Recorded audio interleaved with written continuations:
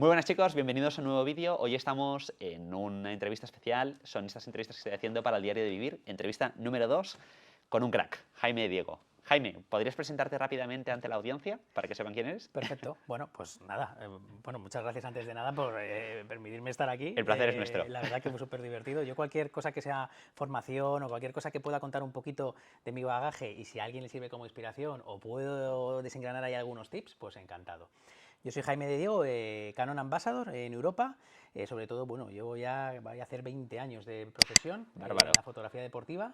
He trabajado en muchos aspectos, por así decirlo, ¿no? He trabajado en el ámbito de ser freelance, he trabajado en el ámbito por cuenta ajena para una editorial, o sea, llevando mis propios clientes, trabajando para agencias y luego trabajando para una gran editorial publicando revistas. Entonces, bueno, son muchos flujos de trabajo que cada uno vas acogiendo, ¿no? Cosas y te van enseñando desde poder negociar un presupuesto hasta cómo hay que trabajar unas imágenes para que vayan a una portada o cómo trabajar unas imágenes para que vayan a una campaña de publicidad.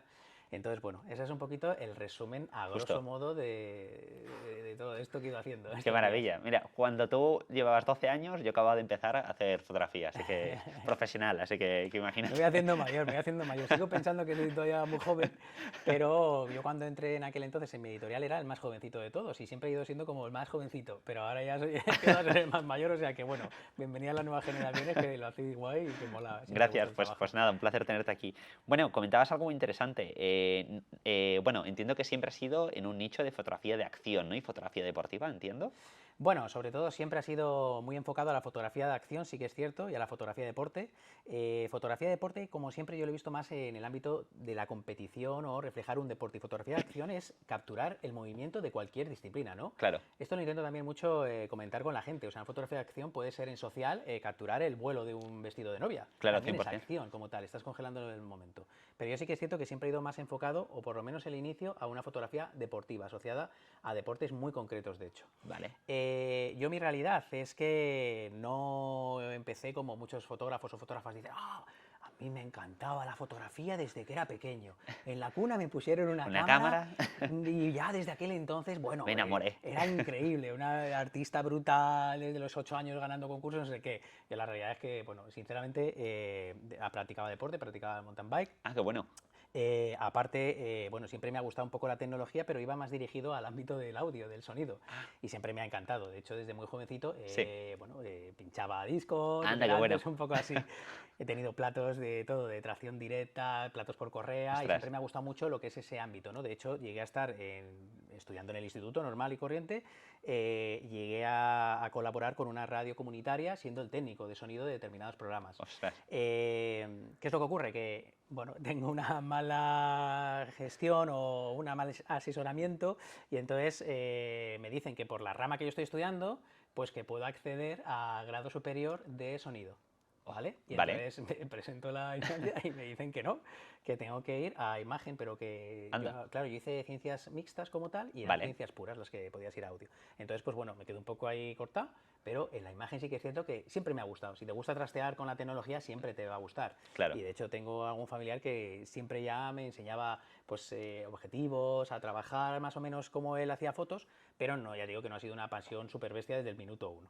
¿Qué es lo que ocurre? Que yo empiezo a estudiar y eso me empieza a gustar mucho, ¿no? Qué guay. Me empieza a gustar mucho. Esto de la foto, esto del vídeo, esto me gusta. Está curioso, ¿no? Entonces, la verdad que lo cogí como una pasión, como un hobby en un primer momento y luego una pasión, y lo que quise es dedicarme realmente a esto. Qué bárbaro. Entonces, desde que empecé a estudiar, pues me puse muchísimo las pilas, con mucho, intentando asentar mucho conocimientos. Es súper importante a la hora de ser fotógrafo y fotógrafa tener los conceptos muy claros, diferencias entre diafragma, obturador, iluminar, entender mucho la iluminación y sobre todo, ahora es algo que no se estudia tanto, pero claro, yo estudié en analógico. Entonces, en un primer momento lo que hacíamos era revelar nuestros propios carretes, positivarlos y directamente tener una ampliadora. Entonces yo tenía una pequeña ampliadora en casa de mi abuelo y todo el día estaba ampliando horas y horas, rollo película, me enfermo, o sea, con mi luz roja, ampliando, revelando, positivando, y entonces hacía esto, determinadas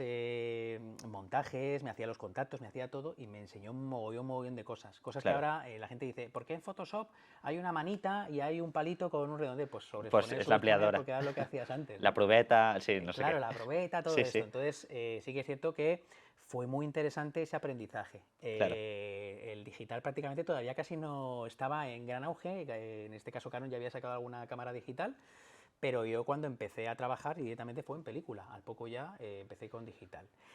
Un caso un poco excepcional que suelo contar es, en aquel entonces teníamos que decidir, ¿qué te gusta, la fotografía o el vídeo? Y entonces yo dije, a mí me gustan las dos cosas y quiero aprender de las dos cosas. Entonces hablé con mi tutora de aquel entonces, esto lo contamos y de hecho en el instituto donde yo estudié lo cuento muchas veces. Ah, qué bárbaro. Yo le dije, mira, yo quiero aprender de las dos cosas, entonces quiero que las prácticas regladas sean en un centro y luego, aunque no sean regladas, quiero seguir haciendo más prácticas por las tardes. Entonces yo por las mañanas iba a Televisión Española a hacer una beca, como tal, para aprender ser NG, cámara NG, vale. Y por las tardes me iba a un estudio hasta la noche, un estudio súper grande que tenía un lucífero para iluminar coches, era brutal. Y entonces ahí aprendía fotografía y sobre todo fotografía de producto. Claro, mis jornadas eran, me levantaba a las 5 de la mañana y llegaba a casa sobre las 12:30 de la noche. Qué bárbaro. Así durante 3 meses, pero me aportó mucho porque ya podía coger una cámara de vídeo, en este caso una Betacam SX, y hacerte como si emulando una noticia o llegar a iluminar pues un reloj o hasta un coche. Claro. Ostras, es que ese bagaje de fotografía de producto mezclado con el tema del vídeo, y aparte es que también la tendencia de ahora es esa, ¿no? Un poco, que es algo que quería comentarte, que hacia dónde crees que va esa tendencia del mercado para todo aquel que quiera dedicarse un poco al mundo de la fotografía, ¿no? Si debe abrazar el vídeo, ¿no? Bueno, cuéntanos un poco tu experiencia. Es un poco híbrido, ¿no? Tienes que ir un poco de la mano. O sea, tienes que tener más o menos conocimientos, muy buenos conocimientos fotográficos y poderlos también tener en vídeo. Yo creo que ya cualquier profesional, antes sí que es cierto que el fotógrafo era fotógrafo y el filmmaker, en este caso videógrafo, llamémoslo así, cámara, era una persona destinada a cada una de las parcelas. Ahora sí que es cierto que es enriquecedor si sabemos utilizar los dos medios para expresarnos o para directamente hacer un trabajo para un cliente. Evidentemente siempre hay que regularizarlo y que esté pagado acorde en este caso, como tal. Vale. Sobre todo, diferenciar esto, si vas a hacer fotos o si vas a hacer vídeo y cobrarlo como tal, ¿no? No hacer todo el trabajo, a lo mejor solo cobrando de una forma, ¿no? Es un poco lo que hay que intentar favorecer en el mercado. Bueno, entonces, Jaime, un poco en base a lo que comentabas, creo que algo interesante es comentar un poquito el impasse, ¿no? No sé si cuando acabaste el instituto enseguida encontraste trabajo como fotógrafo. Pues cuéntanos un poquito de esa historia. Sí que es cierto que yo durante los estudios pues soy un poco hiperactivo. Viendo aquí no me puedo mover mucho porque si no me saldría de cámara y de foco, pero estoy todo el día moviéndome. Entonces, yo durante el curso lo que ya empezaba a ver era de qué manera podía empezar en el mundo laboral como tal, ¿no? Sabía que tenía que esperar esas prácticas, que también podría quizá llegar a tener una oportunidad en esos centros de trabajo donde iba a realizar estas prácticas, pero para que os hagáis una idea, yo directamente estudiando ya me empecé a mover mucho. Vale. Y entonces pues nosotros teníamos una asignatura que era reportaje periodístico, ¿no? Entonces yo veía que mis compañeros y mis compañeras, pues bueno, iban a lo mejor, su reportaje era ir al parque, ver suciedad en el suelo, hacer algún tipo de reportaje menos, sin involucrarse mucho con lo que era la realidad de un reportaje. Claro. Y entonces yo, que siempre he sido un poco friki, pues para que os hagáis una idea, lo primero que hice fue empezar a decir, bueno, voy a buscar un reportaje, o sea, yo quiero que sea un reportaje de verdad, o sea, quiero que sea más o menos el reportaje, pero que aparezca publicado en algún sitio. Entonces, para que os hagáis una idea, yo empecé a acreditarme en sitios. En aquel entonces, estamos hablando de hace casi 21 años, que era mucho más complicado. Todo era por teléfono. Claro. El 93 no sé cuánto, el 91 no sé qué. Era llamar a un sitio, que alguien te cogiese el teléfono. Entonces, soy estudiante de fotografía, me gustaría ver. No, bueno, es que no se puede, no es que tal. Y tuve la oportunidad de ir a un centro comercial donde de repente venía un seleccionador nacional, Camacho. Yo no los controlo mucho de fútbol, pero era como muy mítico, Camacho. Y entonces pregunté, oye, soy estudiante, ¿puedo ir a tomar unas fotos? Y dijeron, bueno, sí, tienes que traer tus datos, pero puedes venir y tal. Y yo no molestaré y nada. Yo siempre he dicho, soy como un ninja, no molestaré ni nada.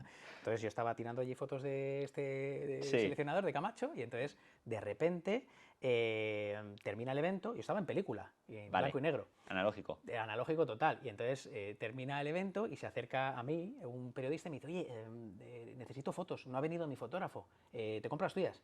Y entonces, claro, yo me empecé a temblar las manos y dije, me compro las mías y no sé, no sé si ha salido ni bien. ¿Qué ha salido aquí? Y entonces le dije, mira, yo necesito primero ir a revelarlas, ver que esté todo bien, déjame tu teléfono, y digo, pero aparte de que tú me las compres, o sea, yo ya estaba hablando en este caso de un intercambio por dinero, no era un intercambio por cesión, por likes o por lo que fuese. Claro.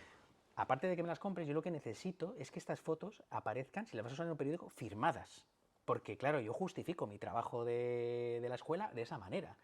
Y entonces él me dice, claro, claro, sin ningún problema, bueno, esto es lo de menos, firmártelas. Y entonces yo fui corriendo a casa, rollo Peter Parker, estuve positivando allí, tal, conseguí ahí 3 fotos, estaban de subidas de contraste, le metí un filtro, no, venga, sí, las dejé un poquito más neutras, y tenía a Camacho ahí hablando con el patrocinador detrás, enfocado, bien expuesto y tal. Y entonces al día siguiente le llamé, le dije, tengo 3 fotos posibles, pues vente corriendo al periódico, nos las traes. Y entonces las llevé impresas porque ellos las iban a meter en un escáner. Y entonces el tema es que me pagaron por aquellas fotos y además aparecía en la portada de deportes de la sección del periódico, que era un periódico local, bueno, sí, aparecía Jaime de Diego. Qué entonces, bueno. claro, a la hora de presentar el proyecto en clase, pues mis compañeros presentaban, pues esto, fotos puestas en folio, pegadas y tal. Y entonces yo a mi profesora le puse el periódico encima de la mesa y me dijo, ¿qué haces? Y yo ya he hecho el trabajo. ¿Y cómo que has hecho el trabajo? Y yo, sí, mira la página 17. Y en la página 17 salía el trabajo hecho, Qué una bárbaro. foto impresa en un periódico, ¿no? Que era un poco este trabajo que era el que estábamos buscando en clase, ¿no?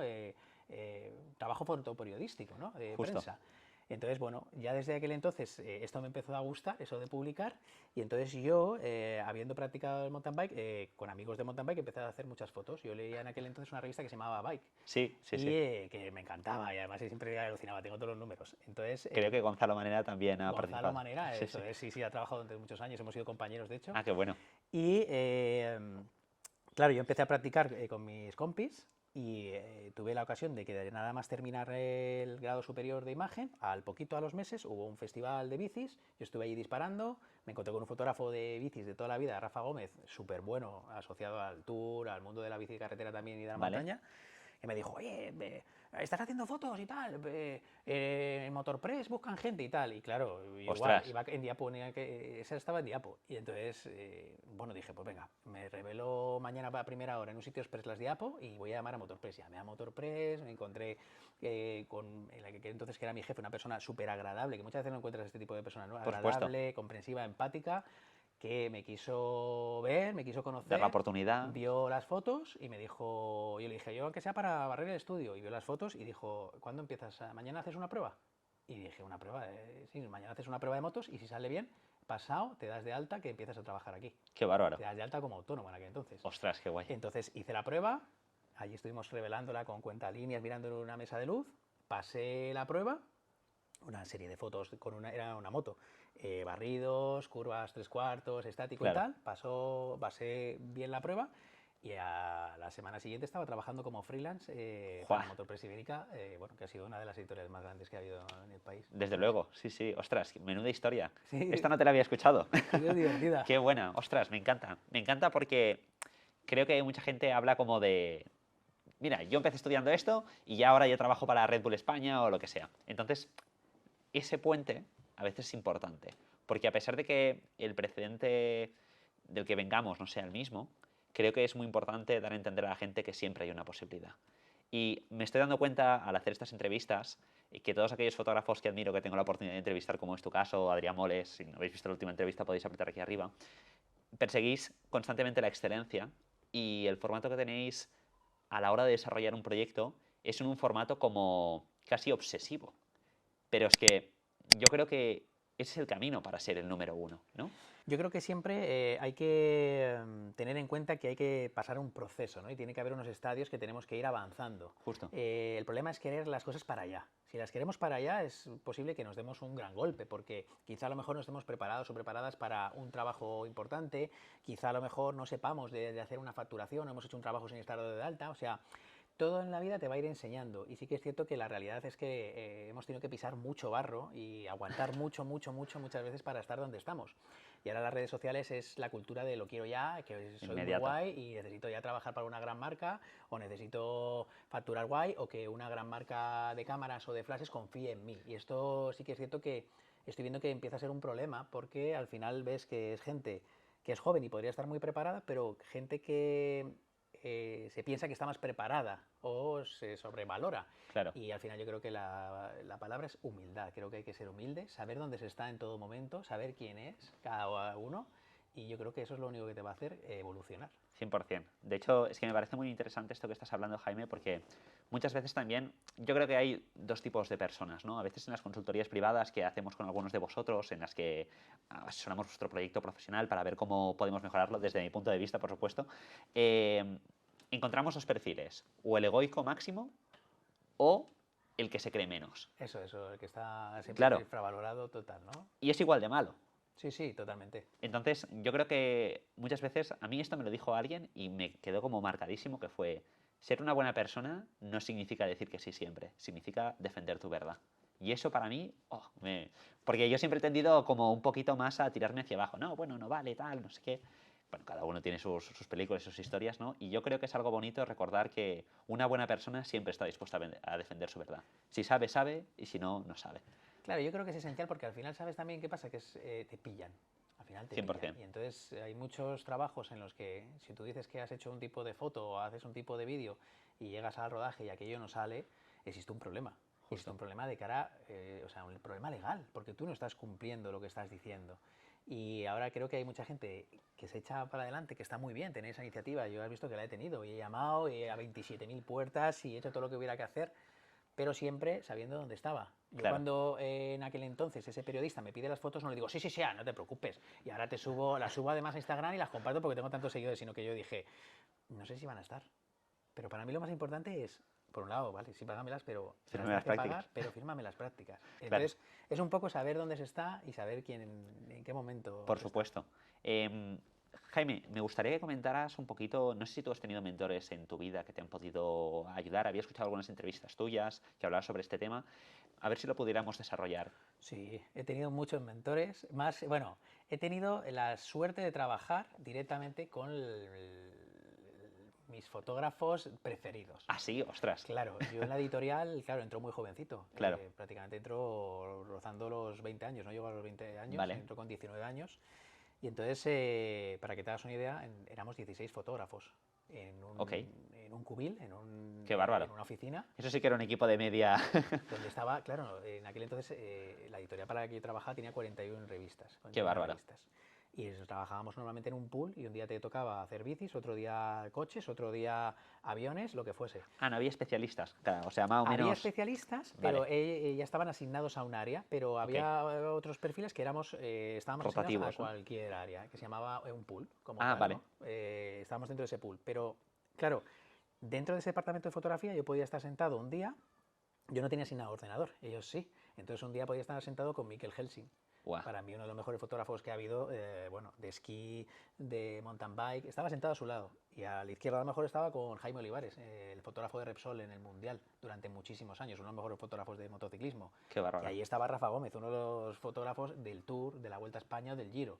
Y un poquito más atrás, por ejemplo, a lo mejor podía estar Javier Martínez, un fotógrafo que llevaba 15 años ya haciendo fotos de coches para grandes marcas. Entonces, claro, era muy enriquecedor porque yo cuando me sentaba ahí, pedía comida en el chino, todo el mundo compartíamos ahí la comida, entonces estabas hablando de charlas fotográficas, era brutal. Yo estaba con los ojos así, no podía opinar porque yo no sabía qué opinar. Atónito, ¿no? Claro, ellos estaban hablando, pues es que, bueno, para obturar bien o sincronizar con el nuevo flash que ha venido hay que hacer no sé qué, claro. Era como, estar hablando de esto. Bueno, el otro día probé el nuevo trípode tal. ¿Y tú con qué tiras? No, yo he tirado con el 300 tal. Todo eran ese tipo de conversaciones. Llegamos a ser 16 en el departamento y había aparte freelance. Entonces era muy enriquecedor porque cualquier minuto era absorbible. Y luego ya además tenía la capacidad de ver muchas fotos. No copiar, ahora sí que lo que recomiendo es no copiar. O sea, hay que intentar no copiar, tener la propia esencia. Otra cosa es coger referencias. Vale. Entonces yo tenía la capacidad de... Yo llegaba por las mañanas y tenía 40 revistas que poder ver y directamente poder preguntar a ese fotógrafo o a fotógrafa, oye, enséñame esa sesión. ¿Qué has hecho aquí? Entenderlo. Ostras. Porque has encuadrado así, de esta manera tal.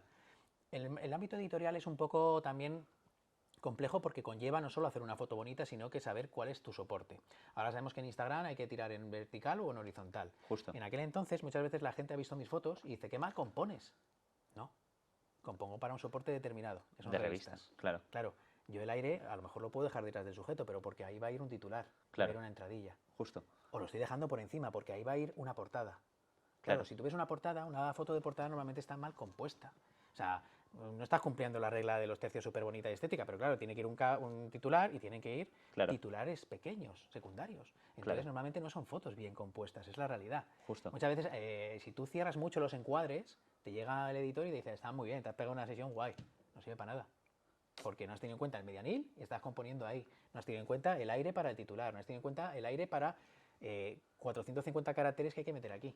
Entonces, qué bárbaro. Te doy una palmadita en la espalda, joder, lo has hecho genial, pero para ti, para tus fotos, no para pensando en una revista. Entonces, esto yo lo tuve que aprender mucho. Llegaba con fotos, oh, mira, esta me ha gustado, esta ha quedado muy bonita. Y me decía mi jefe, que no tiene aire.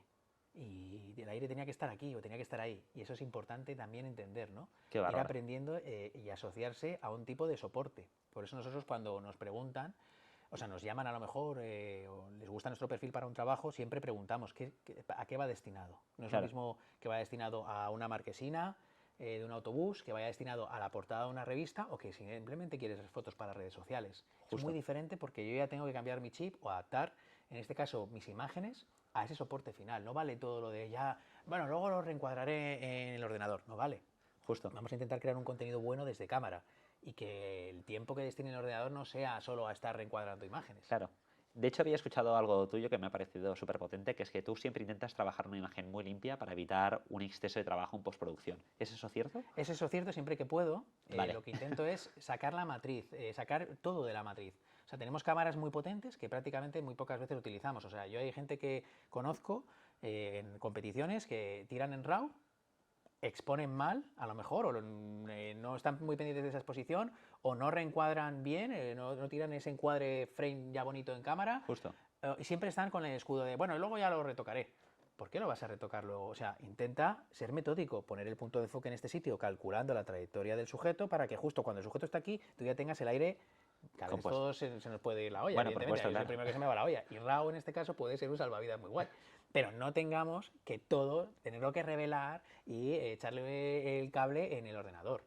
De hecho, nosotros durante muchos años hemos tenido que tirar en JPG por una cuestión física. El JPG pesaba mucho menos que el RAW. Tú cuando antes llegabas en una carrera de MotoGP y te decían tienes que enviar a la revista en 40 minutos la selección de 3 carreras y tienes que ver casi 4.000 fotos, no daba tiempo a estar una a una revelando, sino que venían ya de cámara en JPG trabajadas. Yo siempre me he hecho un usuario y ahora de hecho con las últimas, la 1 de X Mark III por ejemplo, o el resto de Rs, ya puedes aplicarle claridad a ese JPG. Entonces suelo hacer un usuario adaptándome a la luz. Si la luz es muy contrastada, le quito contraste. Si hay poco contraste, le sumo contraste. Si hay mucho contraste, le quito nitidez. Y luego aparte le meto claridad. Y entonces, si esa foto yo no tengo tiempo de procesarla, se me rompe el ordenador o pasa lo que sea, yo tengo que enviar, esa foto va a salir porque es un JPG. No es un RAW que alguien tenga que interpretar en un ordenador que quizá no tiene ni el software ni la capacidad suficiente como para absorber los RAWs. ¿Qué es lo que ocurre? Ahora todo es fácil. Yo en este caso trabajo con una máxima tecnología del último Mac, que se come las fotos. Estamos hablando que hace 15 años... Estos procesadores M1, ¿no? Estamos hablando. Sí, el M1 Max, por ejemplo.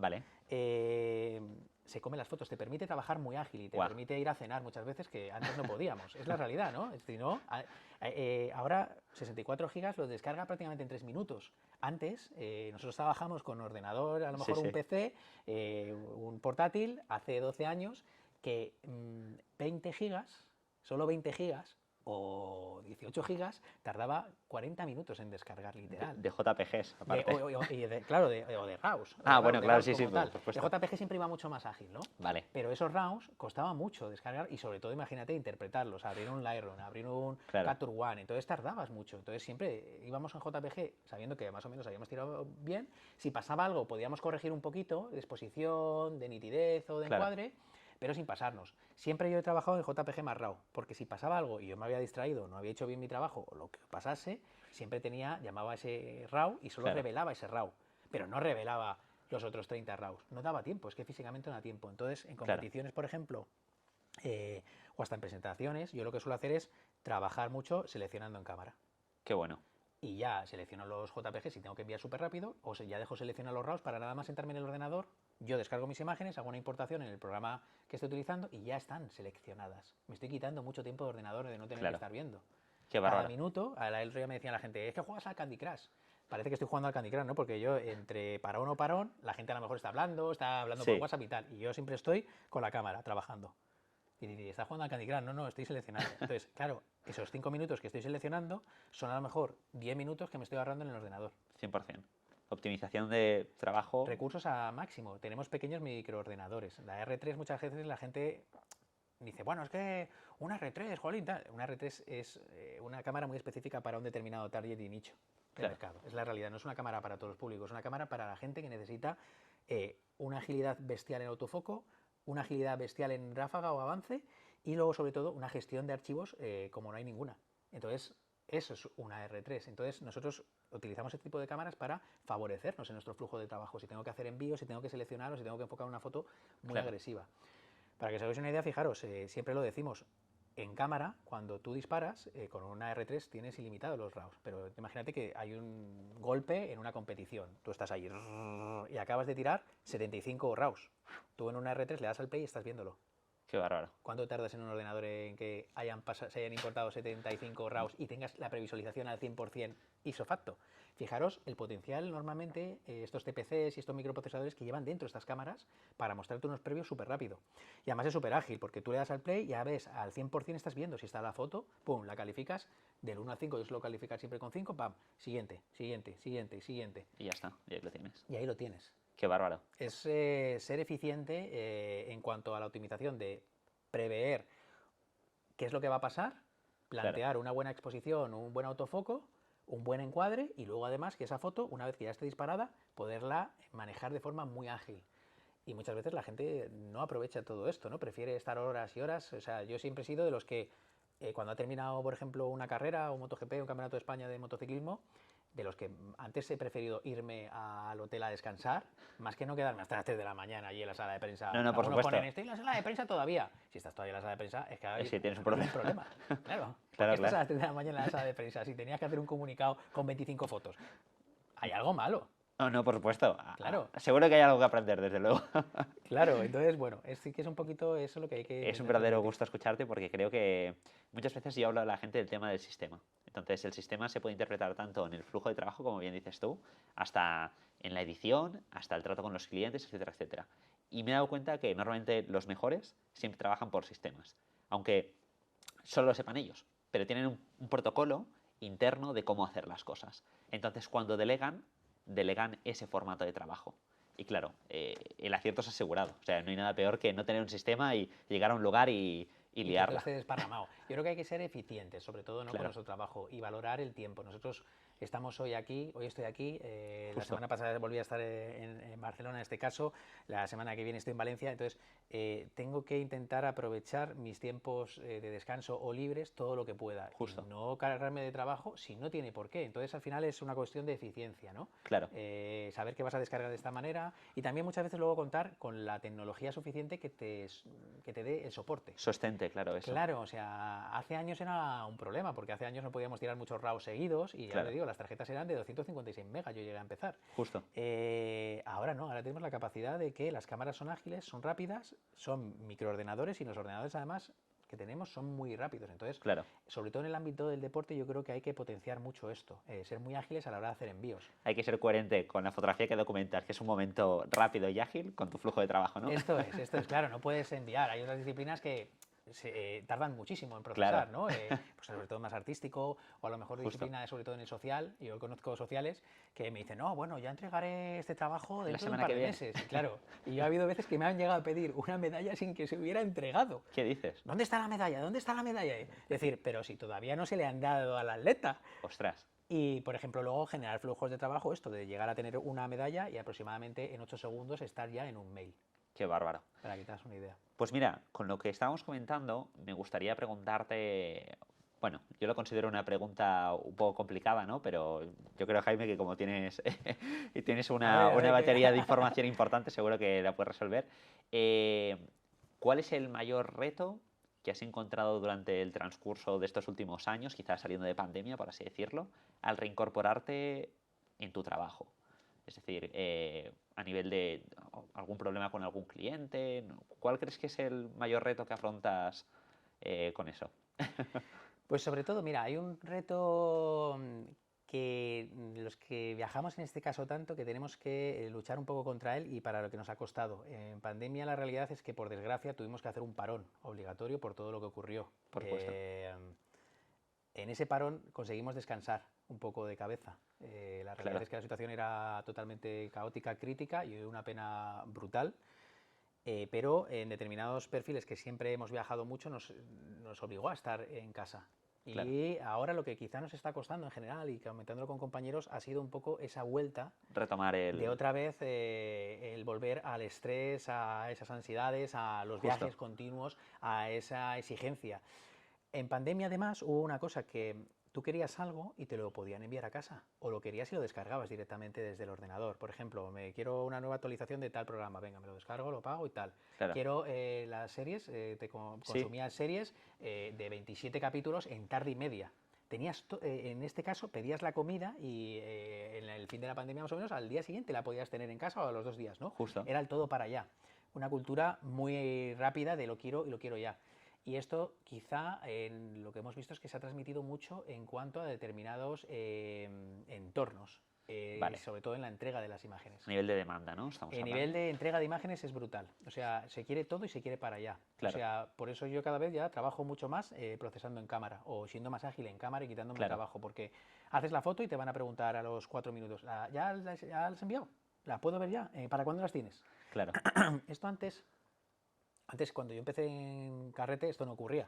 Claro. Era pues cuando la tenga en el laboratorio y la tengo que seleccionar. Cuando empecé en digital, cada vez iba a más, pero ha llegado un momento que está el ancho de banda en el que vivimos, es el 5G, es el WhatsApp, es el no sé qué, que la gente quiere esa inmediatez, entonces no entiende que tiene que haber un mínimo de proceso. Por supuesto. O sea, que dispare la foto, que la reencuadre o qué tal, o que si es una foto de publicidad que la lleguemos a editar o retocar. Claro. Y entonces lo que está viendo es que existen cada vez menos tiempo o menos tiempo de espera para recibir un trabajo, ¿no? Es como, venga, ya, tiene que ser ya. Y es donde quizá yo creo que más, hablando con compañeros, hemos sufrido, ¿no? Esa inmediatez de la exigencia de la entrega. Claro. ¿Tú para realizar tus producciones normalmente cuentas con equipo para desarrollarlas o adoptas el formato freelance 100% y a no ser que sea algo muy concreto que tengas que subcontratar a otras personas, sueles hacerlo? ¿Cómo sueles afrontar normalmente tus producciones? Depende mucho del tipo de producción que sea, pero lo que sí que suelo tener es a mi familia. Para mí el equipo no es un equipo de gente, sino que es mi familia. Entonces llevo muchos años trabajando con determinados perfiles que son para mí, están en la familia, que me echan una mano. Ese ámbito de ayudante, asistente, no me termina de gustar ese concepto. Entonces yo tengo determinadas personas que me echan una mano en esa labor a la hora de realizar una iluminación, por ejemplo, a la hora de tener que trasladar todo ese material. Y luego tengo un equipo tanto de editores como, en este caso, hasta de estilistas, en función un poco del tipo de trabajo que nos encarguen. Claro. Hay trabajos que yo puedo asumir más o menos una producción, pero lo ideal muchas veces es que haya una productora que parte organice y ya pueda, si se necesita subcontratar determinados servicios, lo puedan hacer ellos. Claro. Todo esto, ¿no? Que tampoco nos caiga todo sobre la cabeza. Entonces, depende mucho del cliente. Clientes que tengo desde hace muchísimos años con mucha confianza, yo más o menos les ofrezco esta producción, por así decir, ¿no? Clientes que entran nuevos, normalmente lo que suelo es a través de un equipo o una productora. Que además está bien porque estás respaldado, no es solo la figura de un fotógrafo o una fotógrafa. Claro. Yo creo mucho en el tema del equipo, pero personalmente encuentro el tema que a veces me resulta un poco complicado delegar. Yo creo que también es un tema de experiencia en muchas ocasiones. Y claro, al final, muchas veces, bueno, no sé si te ha pasado que cuando se juntan dos perfiles extremadamente creativos en una misma producción, a veces no acaban de compaginar. Entonces yo disfruto mucho un perfil, por ejemplo, técnico y otro creativo, por decirte algo. Entonces yo a veces soy más técnico, otro es más creativo, y encontrar esos balances es lo mejor que me va, pero no es nada fácil. Entonces no sé si tú lo ves de esa misma forma o... No es nada fácil. El otro día, de hecho, coincidí con Jesús Robledo dando una formación, fotógrafo del Mundial, y hemos trabajado en determinadas ocasiones, y yo creo que lo mejor es ser humilde en una producción. El problema es que ahora hay mucha lucha de egos, y si vas a coincidir con determinados perfiles, siempre uno va a querer tener esa foto ganadora, protagonismo, ese protagonismo. Entonces yo creo que existe la humildad. Yo ahora trabajo para determinados otros fotógrafos dentro de sus equipos también, aparte. Y es súper enriquecedor, pero porque yo en todo momento trabajo con un perfil que se llama perfil bajo, o profile, que se dice ahora mucho, que es no destacar. ¿Quieres que haga esa foto? La hago, no tengo problema. ¿Quieres que tenga iniciativa propia? La puedo tener, pero siempre bajo si tú me lo pides. Tu paraguas. Y este es un problema que está pasando ahora mucho, sobre todo con redes sociales, porque la gente tiene en general mucho ego y quiere publicar esa foto. Entonces, en alguna competición nos ha pasado de asignar roles o asignar posiciones. Somos equipos de fotógrafos, de 4 fotógrafos a 8 o 2. Y decir, uno se queda aquí y otro se queda aquí. Y uno va a ir siempre con tele y el otro siempre va a ir con angular. Y de repente mirar a los 4 minutos a la derecha y han cambiado la configuración y están publicando una foto, se están haciendo un selfie en mitad de una entrega de premios. Entonces dices, ¿qué necesidad? No estás cubriendo el trabajo y al final me puede repercutir a mí. Porque si tú estabas haciendo angular, hay que entregar una foto de un podio abierta. Y si yo estoy haciendo tele, estoy entregando los retratos. Porque has puesto ahora tele y ahora tenemos 2 fotos de tele del mismo evento. Esto no sirve para nada. Y entonces esto es importante. Saber trabajar en equipo y en este caso saber delegar en cuanto a que va a haber otra posición en la que tú no estás. Va a salir bien seguro, pero sí que es cierto que vamos a tener que estar más o menos compenetrados. Entonces llega un momento que hay equipos de trabajo en los que nosotros nos miramos, estando lejos, y sabemos qué tiene que hacer cada uno, dónde tiene que estar y cómo tiene que estar. Justo. Bueno, con esto vengo a hacer ya una de las últimas preguntas, que es, ¿qué es el éxito desde tu punto de vista? Bueno, en este mundo de la fotografía o en tu profesión en este sentido o en tu vida personal en general. ¿Cómo definirías la palabra de éxito? El éxito. Yo soy alguien súper crítico conmigo mismo y creo que el éxito es muy difícil. O sea, de acuerdo.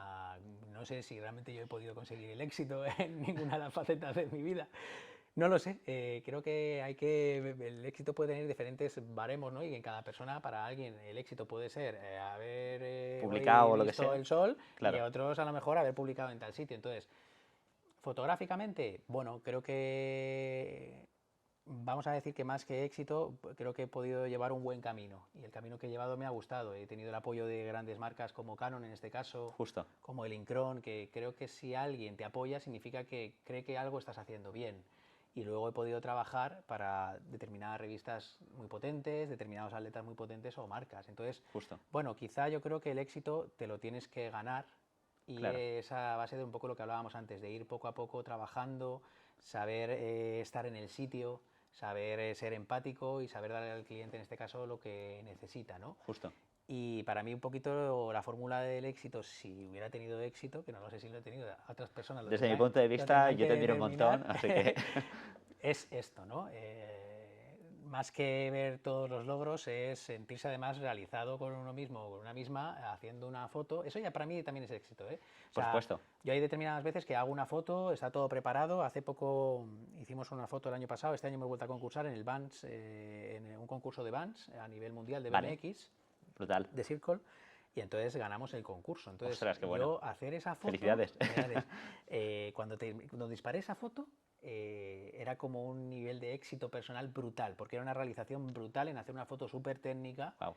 Que no pensaba ni que fuese a ganar. Yo vi los resultados, lo hice por amor, pero yo ya tenía ese éxito interior, llamémoslo así, pero finalmente ganamos a nivel mundial y entonces, bueno, el éxito fue mayor.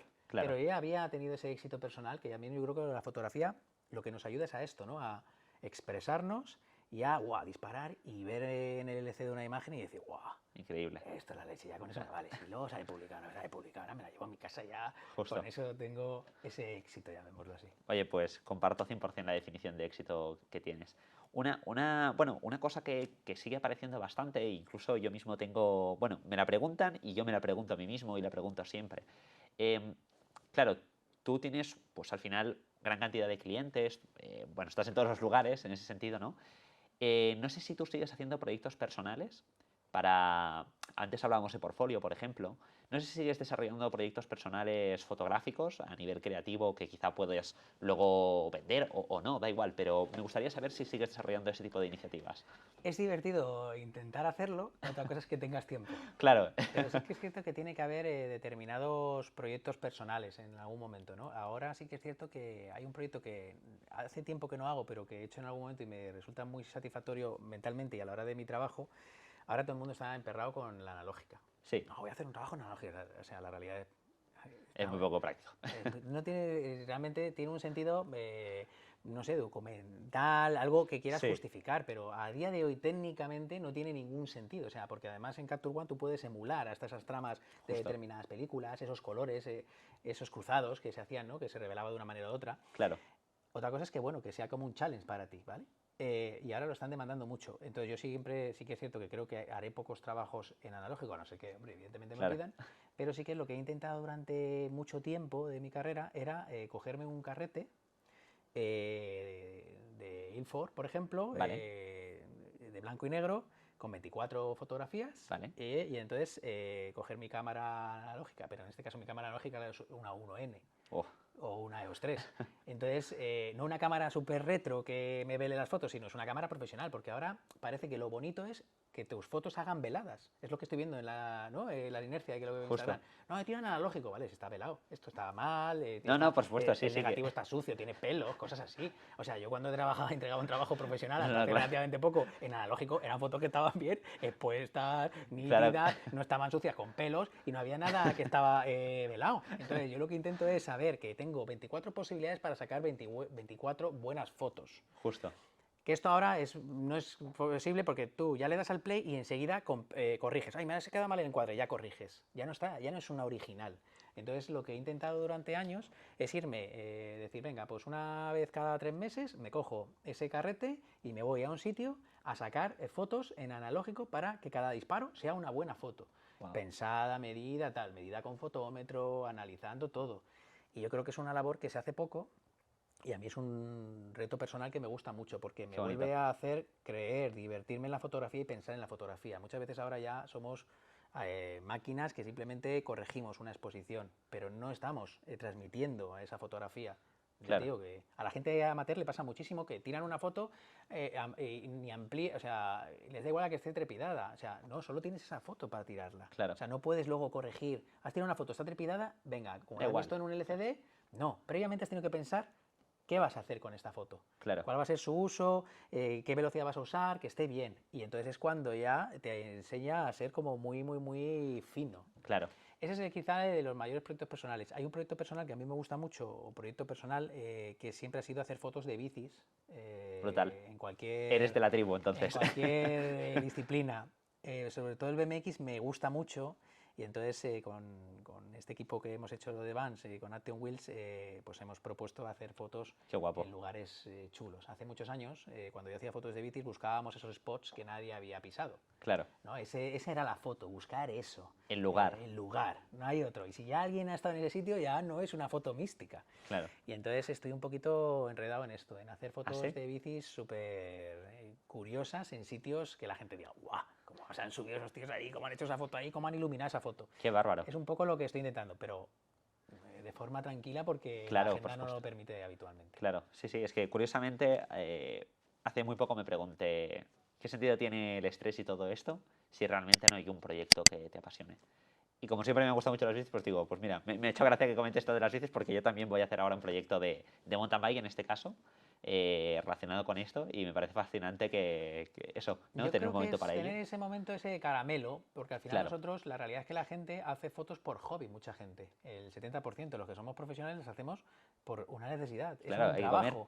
Y cuando la realidad es que yo cuando estoy de vacaciones, normalmente intento llevarme una camarita, pero de las pequeñas, a lo mejor una 1X, alguna una M50, pero también por desconectar un poco, necesito desconectar, si no estoy todo el día pegado a una cámara. Bueno, pues oye Jaime, muchísimas gracias, ha sido un verdadero gusto aprender a tu lado y tener esta bella conversación hablando un poquito más allá de los tecnicismos habituales que suelen preguntar en este tipo de entrevistas.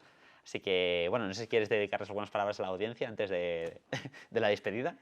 Bueno, pues sobre todo yo creo que la fotografía es algo brutal, ¿no? Es algo muy bonito y es algo que motiva muchísimo. Y los que nos podemos dedicar a ello quizás somos unos afortunados, pero sí que es importante que los que nos dedicamos a ello le transmitamos esta motivación, ¿no? Y esta pasión a la gente que está empezando, que simplemente es su hobby o la que quiere llegar a ser profesional. Entonces yo creo que desde aquí el máximo cariño y la máxima energía para que poco a poco vuestros proyectos vayan saliendo para adelante y que seguro que saldrán cosas guapas, habrá que ver. Qué gustazo escucharte, Jaime. Pues oye, muchísimas gracias por tu tiempo. Sé que vas súper liado y la verdad es que es un gusto tenerte aquí, como comentaba anteriormente. Y chicos, os invito a que os suscribáis al canal, que le deis like, que reventéis esta entrevista y que la compartéis a todo el mundo. Dejad vuestro comentario si os ha gustado y nos vemos en la siguiente. Un saludo, chicos. Hasta la próxima.